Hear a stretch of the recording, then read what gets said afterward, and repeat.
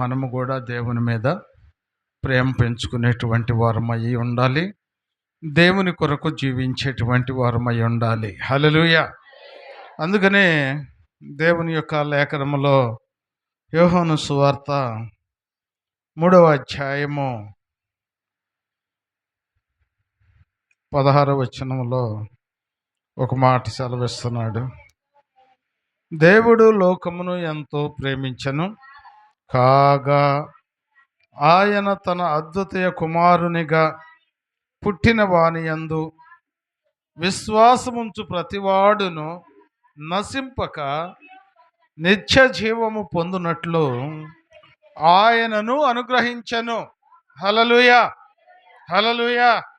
ప్రభునందు దేవుని బిడ్డలారా, ఈ రాత్రి కాలమందు దేవుని యొక్క ప్రేమను మనం గుర్తెరిగేటువంటి వారమై ఉండాలి.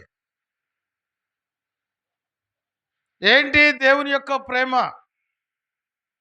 దేవుని యొక్క చిత్తము మానవుల పట్ల ఏమై ఉన్నది? ప్రతి మానవుని మీద దేవుని యొక్క ఉన్నటువంటి అపారమైనటువంటి ప్రేమ ఏంటంటే, ఏ ఒక్కరు కూడా నశించిపోవటం ఆయనకు ఇష్టం లేదు. హల్లెలూయా. ఏ విషయంలో నశించిపోతున్నాం? ఏ విషయంలో మనం కృషించిపోతున్నాం? ఇక్కడ లోకానుసారంగా మనం ఆలోచన చేసినట్లయితే, దేవుని ఎరగక, దేవుని చిత్తమేంటో తెలియక, లోకానుసారముగా జీవిస్తూ లోకానుసారమైనటువంటి వాటి మీద ఆశలు పెట్టుకొని దేవుని ప్రేమకు దగ్గర అవ్వాల్సినటువంటి మనము దేవునికి దూరం అయిపోయి లోకానికి దగ్గర అయిపోతున్నాం. లోకానికి దగ్గర అయిపోతున్నాం. లోకానుసారమైనటువంటి జీవితం గురించి ఆలోచన చేస్తున్నాం, కానీ దేవుని యొక్క ప్రేమను గురించి మనం ఆలోచించలేకపోతున్నాం. ఏమిటంటే, అమ్మా, దేవుని ప్రేమ గొప్పదా, ఈ లోకానుసారమైనటువంటి ప్రేమ గొప్పదా అంటే ఏం చెబుతాం? అబ్బా, ఏం చక్కగా చెప్పారమ్మా. ఏం ప్రేమ గొప్పది? దేవుని యొక్క ప్రేమ గొప్పదంట. మరి దేన్ని ప్రేమిస్తున్నామ్మా?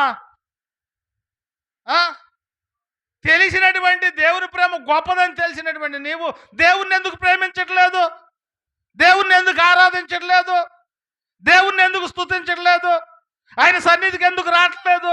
పాటల్లో ఎందుకు భాగస్వామ్యం అవ్వట్లేదు? ఇదిగో దేవుని యొక్క వాక్య పరిచర్యలో ఎందుకు భాగస్వామ్యం అవ్వట్లేదు? దేవుని గురించి అనేకులకు ఎందుకు తెలియపరచలేకపోతున్నావు? దేవుని ప్రేమ గొప్పదన్న సంగతి తెలిసినప్పుడు ఇవన్నీ కూడా నీకు తెలియాలని తెలియదా? దేవుడు హెచ్చరించట్లేదా నిన్ను? లోకానుసారమైన వాటి మీద ఆశ పెట్టుకొని బిడ్డలకు సంపాదించాలి, మా ఆయనకు సంపాదించాలి, ఎంత సంపాదించినా కానీ ఇదిగో తరతరాలకు సంపాదించాలి, కొద్ది గొప్ప ఆశ పెట్టుకుంటున్నారా మానవులు? అమ్మా, కొద్ది ఆశలు పెట్టుకుంటారా లోకానుసారమైన దానికోసం? దేవుడు అంటున్నాడు, ఆ ఆశ ఏదో నా మీద పెట్టుకుంటే, నేను నీతో ఉంటే నువ్వు అనుకున్న వాటికంటే కూడా అధికంగా నేను ఇస్తాను నీకు. హల్లెలూయా. వాటన్నిటికంటే కూడా అధికంగా నేను ఇస్తా. ఇది ప్రేమ.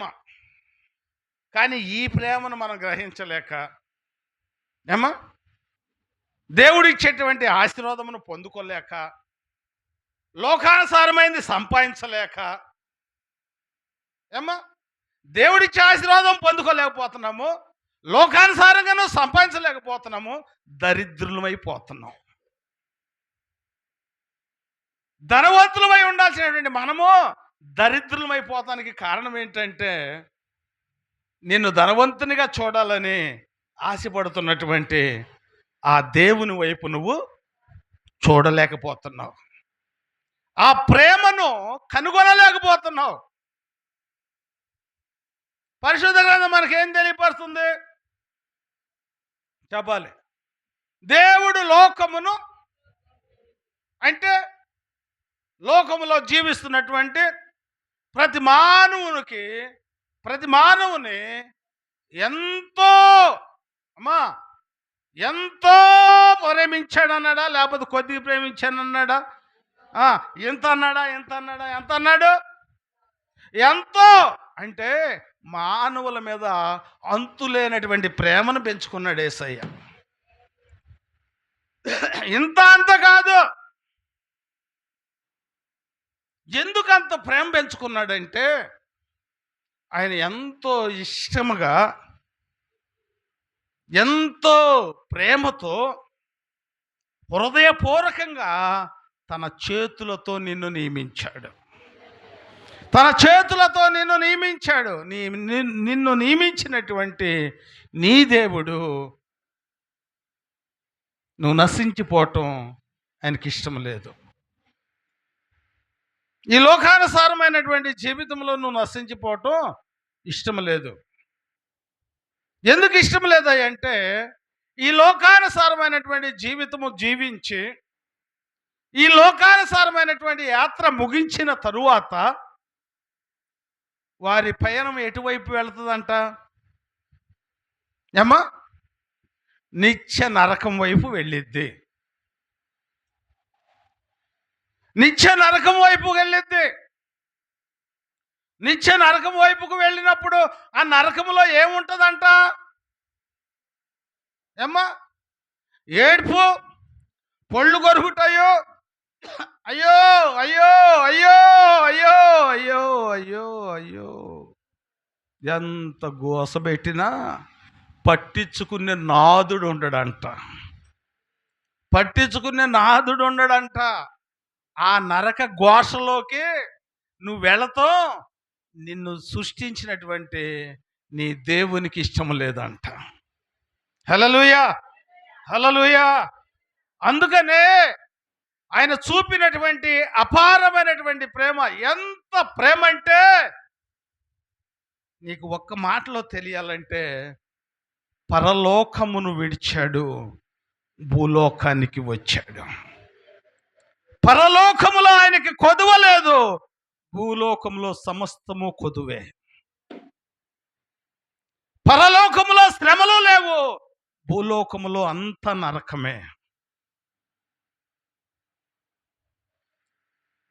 నువ్వు పొందాల్సినటువంటి ఆ నరక వేదన, నువ్వు పొందవలసినటువంటి ఆ శిక్షను నీ కోసం బ్రతికుండగానే దేవుడు నీ కోసం అనుభవించాడు. నీ కోసం అనుభవించాడు. ఎవరైనా కానీ సంతోషకర జీవితాన్ని వదిలిపెట్టేసి 2 జీవితాలు అక్కడ ఉన్నాయి పక్క పక్కనే. ఏమ్మా? ఈ పక్కనేమో పరలోకం ఉంది, ఈ పక్కనేమో అగ్నిగుండం ఉంది. ఇదేమో దగధూళిగా మండుతూ ఉంది, ఇదేమో ఎంతో వైడూర్యాలతో పొదగబడి ఉన్నది కనుక మెరుస్తూ ఉంది. దేన్ని కోరుకుంటాం మనం? ఏమ్మా? చెప్పరేంది? ఏం కోరుకుంటాం? ఎట్టంటే దీనికి ఏమి లేదేక, ఇటువైపుదే. ఏందది? పరలోక రాజ్యం. హల్లెలూయా, హల్లెలూయా. అది కోరుకోవచ్చుగా. ఏమా? అది కోరుకోవచ్చుగా, అది కోరుకోవచ్చుగా. అది ఎందుకు కోరుకోవట్లేదు? అమ్మో, అది కాలిపోతామేమో, మాడిపోతామేమో. మరి ఈ భయం ఉన్న దానివి మరి దేవుని మీద ఎందుకు భయభక్తులు కలిగి జీవించట్లేదు? ఏమ్మా? దేవుని మీద ఎందుకు భయభక్తులు కలిగి జీవించట్లేదు? దేవుని సన్నిధికి వస్తే నిద్ర ఎందుకు వస్తుంది నీకు? ఆడు తావరిచ్చి కట్టే కదా, అవునా కాదా? ఎవడు? అపవాదిగాడు. మరి జో కొట్టినప్పుడు, నిద్రపోతున్నప్పుడు ఆ నిద్రమత్తులు వెళ్ళొచ్చు కదా దాంట్లోకి. ఎందుకు వెళ్తలేదు? ఏడైతే నేను నిద్రపోతా, ఆడకైతే నేను భయపడి తిరిగి వస్తావా? ఆలోచించు. ఎందుకు ఇప్పుడు ఈ మాట నీకు చెప్పాను నేనంటే, నా దేవుని ప్రేమ ఎంత ప్రేమ అంటే, ఏమ్మా? హల్లెలూయా. అంతులేని ప్రేమ ఏంటంటే, ఇదిగో పరలోకంలో ఎంతో సంతోషంగా జీవించవలసినటువంటి యేసయ్య తెలుసు. ఇక్కడికి వస్తే నువ్వు ఈ యొక్క మానవులను మారవటం అంటే మామూలు విషయం కాదయ్యా. వాళ్ళు లెక్క చేయరు. వాళ్ళు ఎలాంటి వాళ్ళు అంటే కడుపు నిండితే ఒకలాగా ఉంటారు, కడుపు కాలితే ఇంకొకలాగా ఉంటారయ్యా. అరే కడుపు కడుపు కాలిందిలేమని చెప్పేసి నువ్వు ప్రేమించి ఆ కడుపు నిండా పెట్టావనుకో, అది అరిగిన దాకా నీతో ఉంటారా, అది అరిగిందంటే నేను లెక్క చేయరు అని చెప్పేసి తండ్రి యేసయ్యకు చెబితే, అయ్యా వాళ్ళు ఎలాంటి జీవితం జీవించినా వారిని మార్చడానికి నేను వెళ్తానయ్యా, వారు ఎంత ఎదురు తిరిగినా నేను బరాయిస్తానయ్యా, అమ్మా ఎంత ఎదురు తిరిగినా నేను బరాయిస్తానయ్యా, వారు ఎంత చెప్పినా కానీ వెనకపోయినా కానీ వాళ్ళని ఏదో రకంగా నేను మారుస్తానయ్యా అని చెప్పి ఆఖరికి ఆయన చెప్పిన మాట ఏంటంటే, వారి కోసం అవసరమైతే నేను ప్రాణమైనా పెడతాను అన్నాడు. అమ్మ ఎంత అపారమైన ప్రేమ చూసారా తల్లి, ఎంత అపారమైన ప్రేమ చూసారా. ఆ ప్రేమను నువ్వు నిర్లక్ష్యం చేస్తున్నావు అంటే ఎంత కఠినమైన మనసు అనుకోవాలమ్మ మందే, ఎంత నీచమైన ప్రేమ అనుకోవాలి మందే. పైపెచ్చు మనం ఏమంటాం, మనం దేవుని ప్రేమిస్తున్నా, నేను దేవుని ప్రేమిస్తున్నా, హల్లెలూయా, దేవుని ప్రేమిస్తున్నా, నేను దేవుని ప్రేమిస్తున్నా, నేను దేవుని సన్నిధికి వెళ్తున్నా, పాటలు పాడతా, భలే పాడతాను నేను పాటల్లో. ఎవడికి కావాలి నీ పాటలు, ఎవడు రమ్మన్నాడు నిన్ను దేవుని సన్నిధికి? నా యేసయ్య కోరుకుంటుంది పాటలు పాడతాం కదా, ఆయన సన్నిధికి రావడం కాదు, హృదయాన్ని కోరుకుంటున్నాడు, హృదయాన్ని కోరుకుంటున్నాడు, నీ హృదయంలో శుద్ధి కావాలని కోరుకుంటున్నాడు, నీ హృదయంలోకి ఆయన రావాలని కోరుకుంటున్నాడు. కంపాంత పెట్టుకొని యేసయ్యా నీ ఉంటే నాకు చాలు యేసయ్యా, ఇంక పాడండి, నీ వెంటే నేను వస్తానయ్యా, వస్తా, ఏడకొత్తా, కంపు కొట్టే జీవితంతో పరిశుద్ధుడైనటువంటి యేసయ్య ఎమ్మటి నువ్వు వస్తా, ఏడకొత్తా,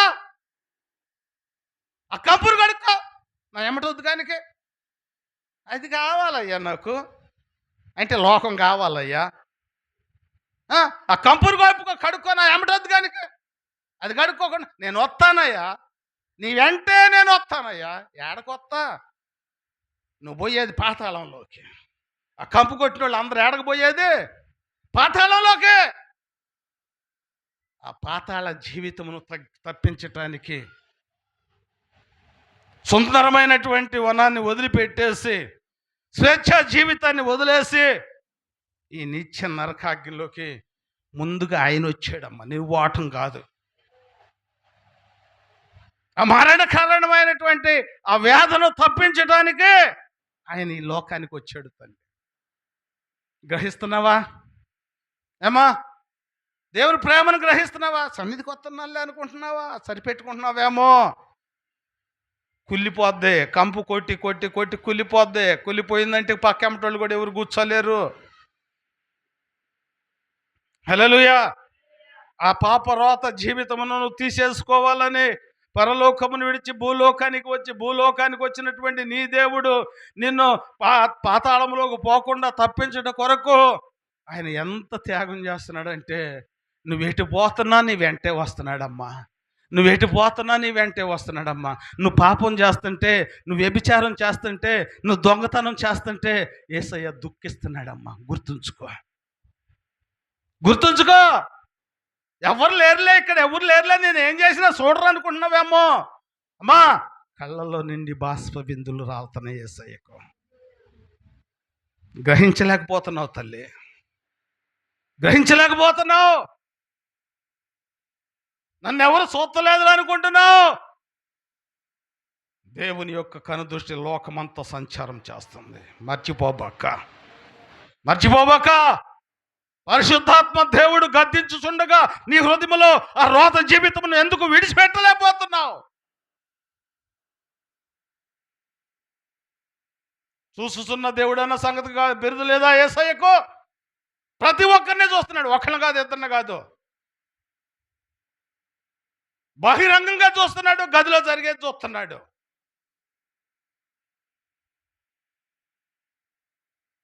అయ్యా యేసయ్యా, నేను నీ సన్నిధికి వచ్చాగయ్యా, రేపు అమ్మ కాలం వెలబుచ్చిన తర్వాత ఆ, రెండే రెండే దారులు, ఏ దారి కావాలో మానవా. ఎవరికి రాదు పాపం ఈ పాట, నేనే పాడుకుంటాను, మీరు మెలకుండా కూర్చోండి. రెండే రెండే దారులు, ఏ దారి కావాలో మానవా. ఒకటి పరలోకం, మరి ఒకటి పాతాళం. ఒకటి పరలోకం, మరి ఒకటి పాతాళం. పాతాళం కావాలో పరలోకం కావాలో, పాతాళం కావాలో పరలోకం కావాలో తెలుసుకో మానవా, తెలుసుకో మానవా. రెండే రెండే దారులు, ఏ దారి కావాలో మానవా. హల్లెలూయా, హల్లెలూయా. మానవులకు తెలియపరుస్తున్నాడు. ఏం తెలియపరుస్తున్నాడు?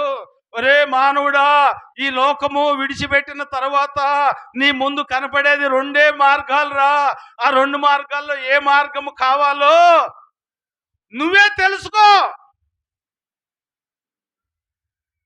పరలోకం కావాలో పాతాళం కావాలో ఏది కావాలో నీ ఇష్టం, నువ్వే తెలుసుకో. ఎప్పుడు తెలుసుకోమంటున్నాడు? కాలం అయిపోయినాక, మోకాళ్ళ ముందుకు వచ్చిన తర్వాత, ఆ మార్గం కాడికి వెళ్ళిన తర్వాత రెండు దారులు కనపడుతున్నాయి ఏంటి అనుకుంటే, ఈ దారి బాగాలేదు ఈ దారికి వెళ్తానంటే ఒప్పుకుంటాడా? ఆ ఒప్పుకోవాలంటే ఏడే సరిపెట్టుకోవాలి నువ్వు ముందే. ఈ భూమి మీద అన్ని అవయవాలు బాగుండగానే నువ్వు సంచారం చేస్తున్నప్పుడే నువ్వు నిర్ణయించుకో, తెలుసుకో. ఆ రెండు మార్గాల్లో ఏ మార్గం కావాలో నీకు తెలుసుకో. దేవుని తప్పు అంటావా, మన తప్పు అంటావా? ఆ రెండు మార్గాలను ఎన్నుకునే విషయంలో ఏడేమో దేవుడు తెలుసుకోమన్నాడుగా, దేవుని విషయం తీసి పక్కన పెట్టేసి గట్టును పెట్టి లోకాన్ని చరం అంతా కూడా మోసుకొచ్చేసి భుజాల మీద వేసుకొని కూర్చొని ఉన్నావు. ఇదంతా కూడా భుజాల మీద మోసుకుంటా పోతున్నావు. ఆ రెండు దారులు వచ్చేసినాయి, ఏ దారి పోవాలో అర్థం కావట్లా. అక్కడేం బోర్డులు పెట్టి ఉన్నాయి, ఇదేం నరకం రా బాబు, ఇదేం పరలోకం రా. ఈ మూటేమో చెప్పరేంది భుజం మీదే ఉంది. ఈ భుజం మీద పెట్టుకొని ఏంది పాప మూట. ఈ పాప మూటను భుజాన్ని పెట్టుకొని ఇడి చూడంగానే అగ్నికుండం అంటే, అమ్మో దాంట్లో పోతే కాలిపోతాం, దాంట్లో కాదు పోయేది నేను దీంట్లో కంటే. ఎందుకని? ఇది ఉందిగా భుజాన. బతికుండగానే దేవుని సన్నిధికి వచ్చినప్పుడే, దేవుని మాటలు వింటున్నప్పుడే ఆ పాప మూటను తీసేసుకో. ఆ పాప మూటను తీసేసుకో. దర్జాగా రాజవీధిలో పోయినట్టు వెళ్ళిపో పరలోక రాజ్యానికి. ఆపే నాదుడే ఉండడం, ఆపే నాదే ఉండడమ్మా. అందుకనే దేవుడు ఏం చేశాడంటే, ఈ లోకానికి వచ్చిన తర్వాత ఆయన బోధ విన్నటువంటి ఆయన బిడ్డలైనటువంటి వారిని ఆయన శిష్యులుగా ఏర్పరచుకొని ఆయన వాక్యాన్ని ప్రకటించడానికి ఏర్పరచుకున్నాడు. హల్లెలూయా, హల్లెలూయా. ఇప్పుడు ఆయన లేకపోయినప్పుడు కనుక ఆయన సువార్త ఎందుకు విరవైగా వినిపించబడుతుందంటే, ఆయనకు బద్దులైనటువంటి వారు ఉన్నారు, పరలోక రాజ్యానికి లోబడినటువంటి వారు ఉన్నారు, పరలోక రాజ్యానికి పోవటానికి చిత్తానుసారంగా నడుచుకున్నటువంటి వారిని అనేకులకు నా సువార్తను తెలియపరచు, అనేకులకు నా సువార్తను తెలియపరచు. తన దాసులను ఏర్పరచుకొని ఇదిగో లోకాశల్లో లోకానుసారమైనటువంటి తలంపుల్లో కొట్టుమిట్లాడుతున్నటువంటి వారి కోసం నా సువార్తను ప్రకటించు. ఒక్కళ్ళన్నా మారతారేమోనయ్యా అని చెప్పి ప్రతి ఒక్కరిని ఏర్పాటు చేసుకొని, అందుకని ఇప్పుడు ఇటువరకు నాన్నగారు ఉన్నటువంటి సమయంలో ఉన్నటువంటి సేవా వీరివి కంటే ఇప్పుడు సేవా వీరివి ఎక్కువైపోయింది. ఎందుకు ఎక్కువైపోయిందంటే, అటు పాపం ఎక్కువైపోతుంది, ఇటు దేవుని సేవకులు ఎక్కువైపోతున్నారు. ఇంకా పరిశుద్ధ గ్రంథం ఏం చెబుతుందంటే, కోత విస్తారంగా ఉంది, కోసేటువంటి వారు కొదువుగా ఉన్నారు. అమ్మా, కోత విస్తారంగా ఉంది, కోసేటువంటి వారు కొదువుగా ఉన్నారు. నువ్వు వస్తావా? నువ్వు వస్తావా, నువ్వు వస్తావా, నువ్వు వస్తావా పిలుచుకుంటున్నాడమ్మా. పొలం యజమాని పిలుచుకుంటున్నాడు, అమ్మా నువ్వు వస్తావా, నువ్వు వస్తావా, నువ్వు వస్తావా. దేనికి? అమ్మా పని ఉందమ్మా, ఎంత నశించిపోతున్నారమ్మా, అక్కడ సమయం వచ్చింది, నువ్వెళ్ళి చెబుతావా, నువ్వెళ్ళి చెబుతావా దేవుని యొక్క సువార్త. బ్రతిమలాడుకుంటున్నాడమ్మ యేసయ్య. నీకేం భయం లేదు, నీకేం భయం లేదు. నీ ఇష్టానుసారముగా నీ జీవితాన్ని లోకంలో గడిపేసేస్తున్నావు. ఈ లోకయాత్ర ముగిస్తే నీ జీవితం ఏమైపోద్దో అని చెప్పి దేవుడు భయపడి ఆఖరి గడి వరకు కూడా నిన్ను వెంటాడుతూనే ఉంటున్నాడమ్మా దేవుడు. గ్రహించలేకపోతున్నాం తల్లి. ఆఖరి వరకు కూడా నా బిడ్డ ఇంకా మారిద్ది, నా బిడ్డ ఇంకా మారిద్ది, నా వైపుకి వచ్చిద్ది, నా రాజ్యంలో ఇదిగో నాతో కూడా కూర్చుంటుందని ఆశ పెట్టుకొని కూర్చుంటే ఏమి ఏమీ మారతలేదు. మనసు అనేది కఠిన పడిపోతుంది, మానవుడికి కఠిన పడిపోతుంది మానవుడికి. నేను ప్రేమిస్తున్నాను, నేను ప్రేమిస్తున్నాను, నేను ప్రేమిస్తున్నాను అంటున్నావు. దేవుని యొక్క వాక్యం చెబుతుంది, దేవుడు లోకమును ఎంతో ప్రేమించెను కాగా ఆయన తన అద్వితీయ కుమారుని యందు పుట్టిన వాని యందు విశ్వాసముంచు ప్రతివాడును నశింపక నిత్య జీవము పొందునట్లుగా లోకము తన కుమారుని ద్వారా రక్షణ పొందుటకే కానీ లోకమునకు తీర్పు తీర్చుటకు దేవుడు ఆయనను లోకములోనికి పంపలేదు. హల్లెలూయా, హల్లెలూయా. దేవుడు ఇప్పుడు లోకములోనికి యేసయ్యను ఎందుకు పంపాడంట? ఏమ్మా? రక్షణ పొందటానికి. లోకానుసారమైనటువంటి మానవుడు రక్షణ అనే దాని వైపు చూడకుండా ఇదిగో లోకానుసారమైనటువంటి దాని వైపు చూస్తున్నాడు కాబట్టి రక్షణ గురించి నువ్వు తెలియపరచు, పాప జీవితం నుంచి విడుదల పొందుకున్నట్లుగా నువ్వు చేయి. అంతేగాని తీర్పు తీర్చబాక. తీర్పు తీర్చే అధికారము దేవునికి ఇవ్వలేదు. తీర్పు తీరితే మనందరం కూడా ఏమైపోతాం? హల్లెలూయా, హల్లెలూయా. అందుకనైనా అవకాశం ఇవ్వాల. ఇడేమంటున్నాడు?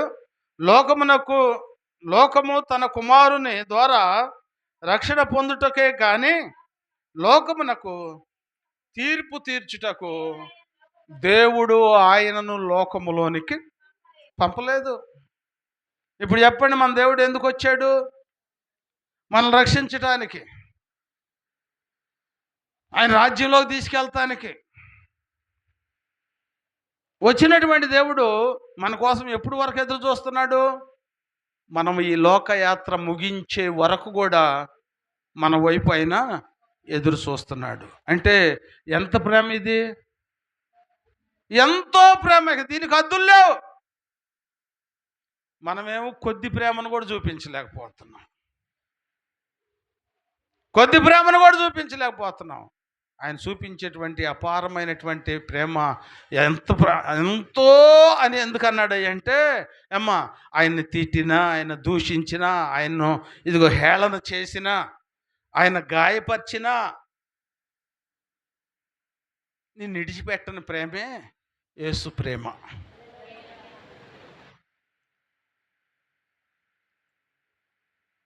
రోజు నేను ఒక మనిషిని బాధ పెడుతున్నాను, ఆ మనిషి నన్ను ప్రేమిస్తాడా, దూషిస్తాడా? ఏమ్మా? దేశిస్తాడు. అసలు ఎందుకు నేను ఇంకా పలకతం ఎందుకు, నేను ఎందుకు పలకరియాలి? ఏమంటాడు ఇక? అసలు ఆడి ముఖం కూడా చూడకూడదు, ఆడి వైపు కూడా నేను చూడకూడదు అంటావా? అనమా అంటాం, ద్వేషం పెట్టుకుంటాం.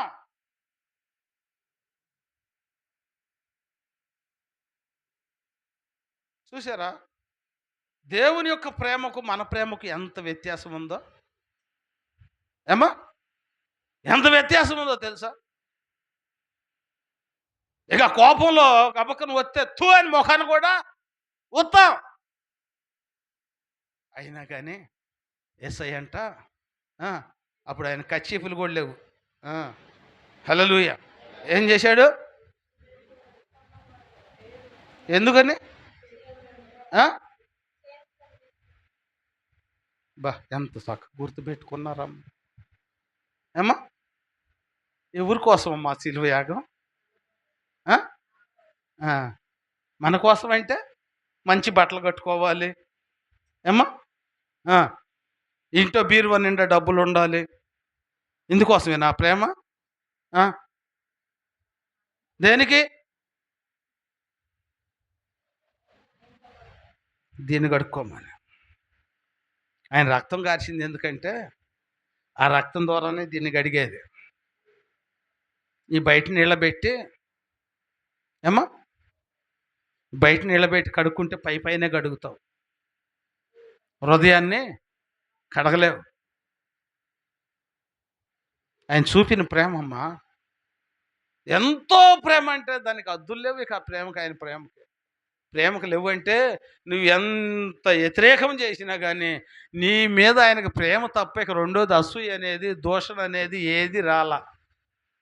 ఆయన అంత ప్రేమ చూపిస్తుంటే మానవుడు ఏం చేస్తున్నాడు? దూషణ చూపిస్తున్నాడు, కక్షలు చూపిస్తున్నాడు, వ్యతిరేకమైన దేశాలు చూపిస్తున్నారు. అవి ఎవరైతే నాకేంది, మళ్ళీ పైపెచ్చి ఇది ఒకటే కదా. ఆయన ఎవరైతే నాకేంది, పాస్టర్ అయితే నాకేంది, బిషప్ అయితే నాకేంది, ఇంకేదంటారుగా డాక్టరేట్ అయితే నాకేంది, ఎవరైతే నాకేంది, గొప్ప ఏంది. హల్లెలూయా. అంటే మానవుడికి అంత అసహ్యం పడుతుంది యేసయ్య మాట అన్నా కానీ, యేసయ్య దాసులన్నా, యేసయ్య అన్నా కానీ.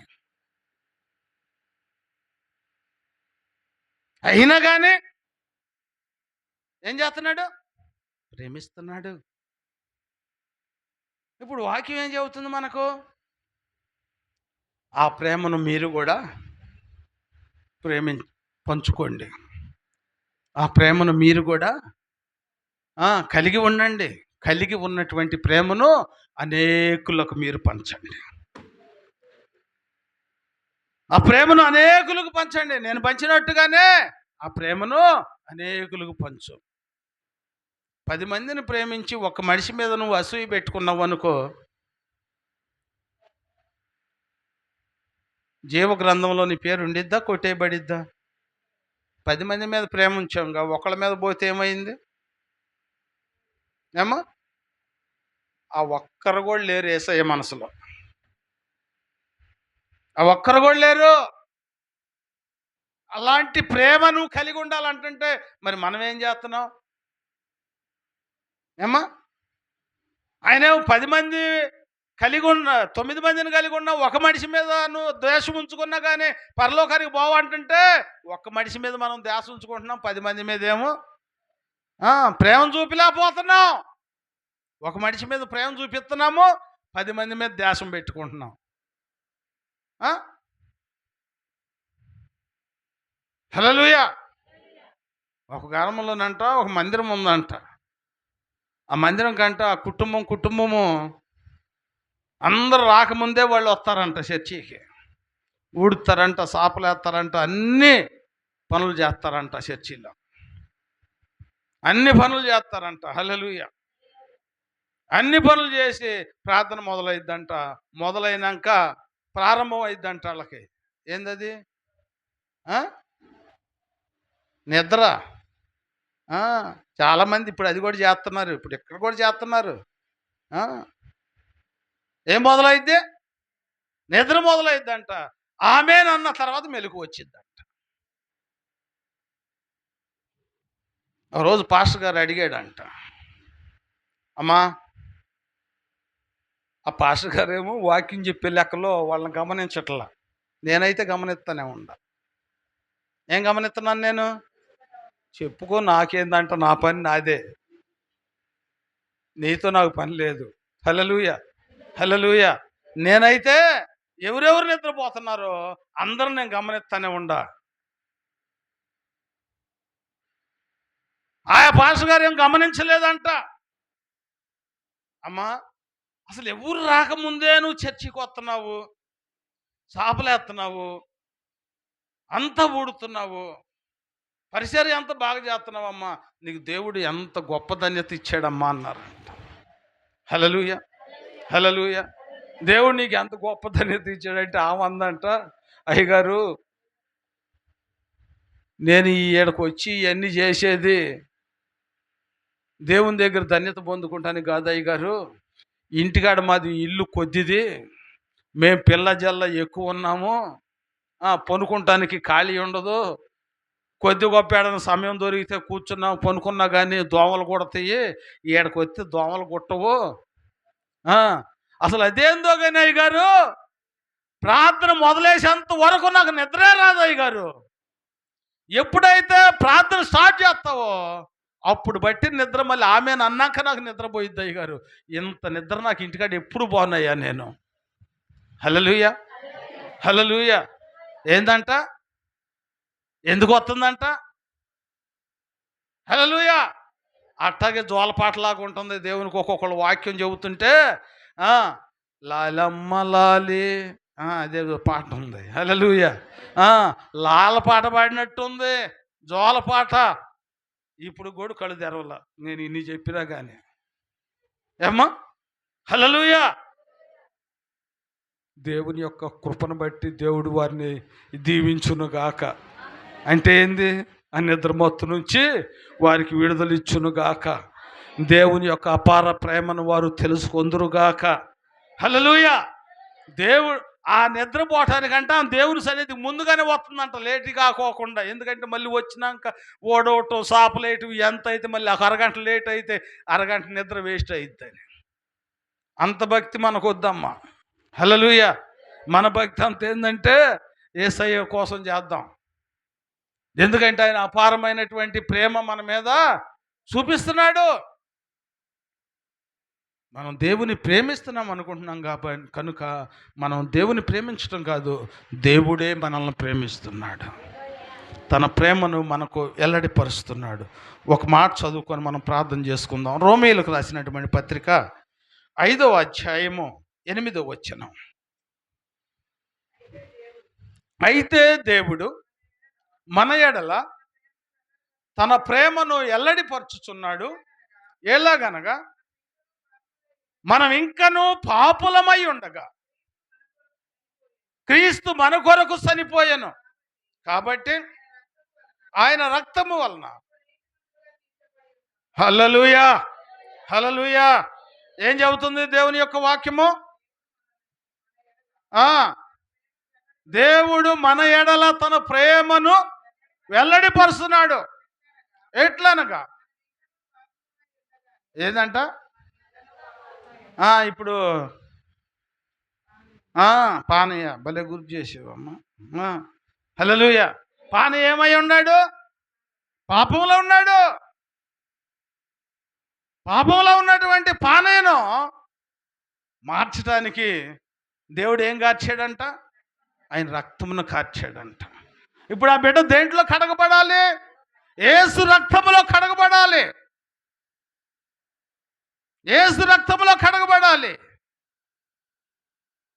యేసు రక్తంలో కడగబడతామంటే యేసు రక్తము మన హృదయాన్ని కడిగిద్ది, మన ఆలోచనలు కడిగేసిద్ది, ఈ లోకానుసారమైన వాటి నుండి ఆ మచ్చల నుంచి తుడిచేయగలిగిద్ది.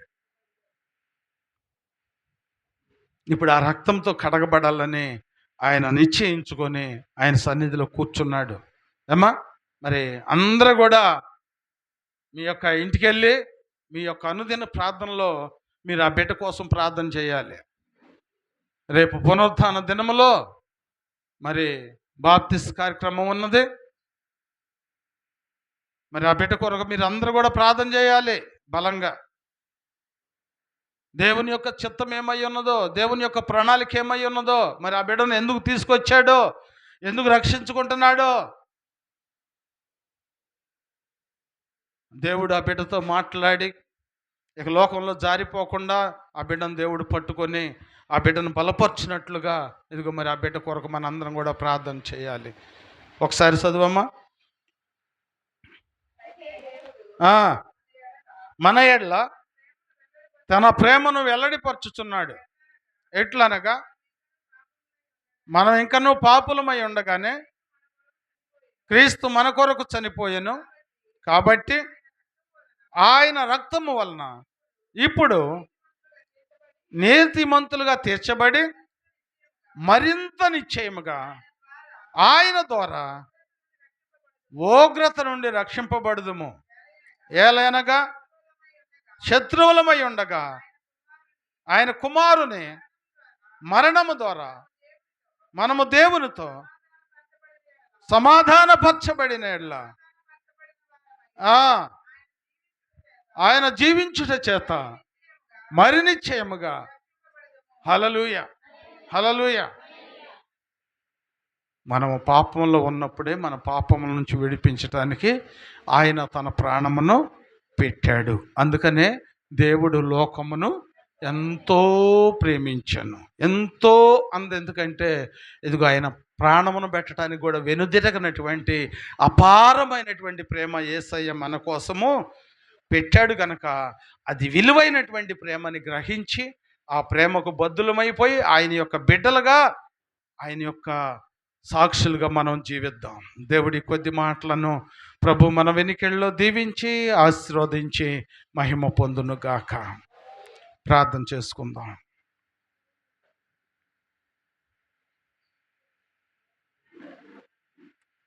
ప్రార్థన చేసుకుందాం. మమ్మల్ని మిక్కిలిగా ప్రేమించిన మా ప్రియ పరలోకపు తండ్రి, పరిశుద్ధాత్మ దేవుడా, నీకు వందనాలు నాయన. నీ యొక్క మహాకృపను బట్టి, నీ దయను బట్టి ప్రభువా, ఇదిగో ఇంతవరకు నీ వాక్యము ద్వారా మాతో మాట్లాడావు ప్రభువా, నీకు వందనాలు నాయన. నీ ప్రేమను గుర్తెరగలేక, నీ అపారమైనటువంటి ప్రేమలో మేము జీవించలేక, లోకానుసారమైన వాటి కోసం నాయన మా యవ్వన జీవితాలను వ్యర్థము చేసుకుంటూ, లోకానుసారమైన వాటి కోసం మేము అయ్యా ఇదిగో లోకం వైపు జీవిస్తున్నాం ప్రభువా. నీ ప్రేమను గుర్తెరిగి జీవించటానికి ఇదిగో నీ దాసుని ద్వారా, నీ వాక్యము ద్వారా నువ్వు మాతో మాట్లాడావు ప్రభా. నీ ప్రేమ ఎంత అపారమైనదో, నువ్వెంత విలువైనటువంటి ఆ ప్రాణమును మా కొరకు పెట్టావో నీ లేఖనము ద్వారా మాతో మాట్లాడావు ప్రభా. ఈరోజు నాయన ఇదిగో మేము ప్రతి ఒక్కరము కూడా ప్రభా, లోకం అనేటువంటి ఆశలు, లోకానుసారమైనటువంటి తలంపులు మా హృదయముల నుంచి తుడిచి వేసుకుంటానికి అయ్యా నీ రక్తముతో మేము కడగబడినట్లుగా నీ కొరకు మేము జీవించే జీవితమును మాకు దయచేయి ప్రభా. ఈ వాక్యం అనేటువంటి నా ప్రభా అయ్యా మా హృదయములో, మా అంతరింద్రియములో ప్రభా నివసించినట్లుగా అపవాదిగాడు దోసుకుపోకుండా ప్రభా మా జీవితాలను సరిచేయి నాయన. మా తలంపులను సరిచేయి ప్రభా, మా ఆలోచనలను సరిచేయి ప్రభా. నీ కుమారుని సన్నిధి మాకు తోడుగా ఉంచాయా. ఎవరైనా నీకు వ్యతిరేకమైనవి చేసి ఉంటే ఈ రాత్రి కాలమందే ప్రభా వారి జీవితాలను సరి చేసుకొని నీకు లోబడి జీవించి నీ జీవ గ్రంథములో మా యొక్క పేర్లను లిఖించుకున్నట్లుగా నీ కృపలో మమ్మను బలపరచయ్యా. ఈ రాత్రి కాలమందు ప్రభా ఇదిగో నీ వాక్యము ఎంతమంది అయితే వింటున్నారో, ఎంతమంది అయితే నీకు లోబడాలనుకుంటున్నారో, ఎంతమంది అయితే వారి జీవితాలను సరి చేసుకోవాలనుకుంటున్నారో వారి జీవితాలను సరిచేయి ప్రభా. బలహీనులను బలపరచు, రోగులను స్వస్థపరచు, దయ్యములను వెళ్ళగొట్టు, చీకటి శక్తులను దూరపరచు. ఎవరు బలహీనులుగా ఉండటానికి వీల్లేదు ప్రభా. బలహీనులను బలపరచు, రోగులను స్వస్థపరిచి, దయ్యములను వెళ్ళగొట్టి చీకటి శక్తుల నుంచి నీ బిడ్డలకు విడుదల దయచేసి నీ రెక్కల కింద భద్రపరిచి నీవే మహిమ ఘనత ప్రభావాలు పొందుకోమని క్రీస్తు నామములు అడుగుచున్నాము తండ్రి. ఆమేన్. పరలోకమందున్న మా తండ్రి, నీ నామం పరిశుద్ధపరచబడునుగాక, మీ రాజ్యం మాకొచ్చునుగాక, నీ చిత్తం పరలోకమందు నెరవేరుచున్నట్లు భూమి యందు నెరవేరునుగాక. మా అనుదిన ఆహారం నేడు మాకు దయచేయము. మా ఏళ్ళ అపరాధములు చేయి వారిని మేము క్షమించులాగున మా అపరాధములను క్షమించు. శోధనలోని కీడు నుండి తప్పించుము. శక్తి మహిమ నిరంతరము నీవై ఉన్నావు తండ్రి.